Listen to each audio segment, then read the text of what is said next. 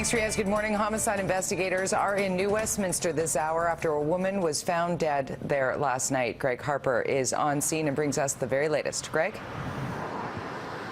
Good morning, Jody. Well, we are here on 8th Avenue in New Westminster. We just spoke to a woman who says she heard that this incident started at a home on 16th Street. This has not been confirmed by police. As you can see behind me here, this is where the homicide investigation is taking place. There's drapes set up there surrounding the bushes of that home. We also spoke to a man who says he heard a woman yell, "Get out, get out." This was just before 7 o'clock last night. That's when police were called here to reports that a man and a woman were fighting. When police arrived, they found a woman was dead. A man was arrested a short time later, not far from the scene. And those are the details we have at this point. It was just after 6 o'clock this morning when police opened up 8th Avenue here. Still, you can't access 16th Street on either side from 8th Avenue. That's where the investigation is taking place. Also, if we get an update from IHIT, we're hoping we will get one. We will bring that to you. Jody? All right, thanks so much, Greg Harper, reporting for us live from New Westminster this hour. A 21-year-old man has been charged in connection with the stabbing death of a homeless man in Langley earlier this week. On Monday night, Langley RCMP responded to a fight near 203rd Street in the Fraser Highway. When police arrived, they found a man lying on the sidewalk in critical condition, and he later died from his injuries. The victim has been identified as Wells Tony Gallagher, a well-known homeless man in Langley. A suspect was arrested at the scene. David Christopher Vandenbrink is now charged with second-degree murder.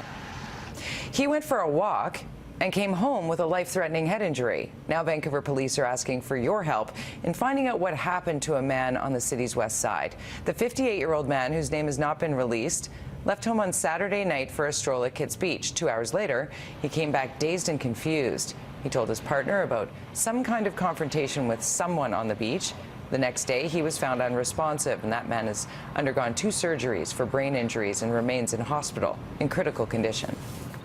At this point, the man's injuries are a mystery. It's a puzzle to us. We've done some extensive video canvassing, some extensive witness canvassing, but we're really hoping that the public will have some information that they can share.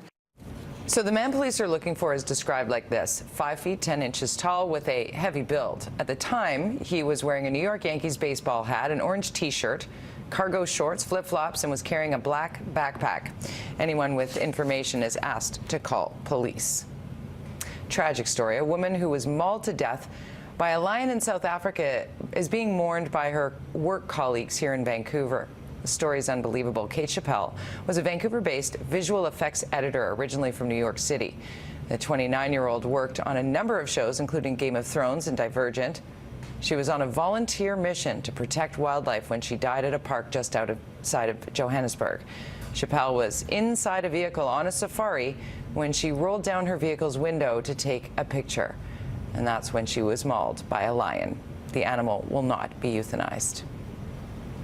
The City of Victoria will vote today on whether to spend up to $1 million to try and deal with homelessness in the capital city. The plan would include building several garden shed-sized residences for up to 50 people. Victoria has a growing problem with people setting up camp and sleeping in public parks. A court ruling states if there are no shelter beds available, people are within their rights to sleep overnight in parks. But the cleanup and policing costs of dealing with the campers is costing the city more than $500,000 a year. So now the plan would be to set up micro-housing in some parks or on leased private land. Council is expected to vote in favor of the proposal.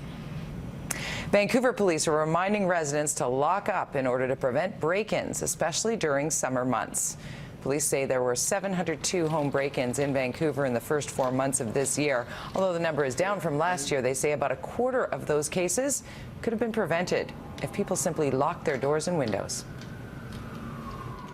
Being in the backyard and leaving our front door open, these are opportunities that we're leaving for criminals to enter into our homes without us really even knowing about it.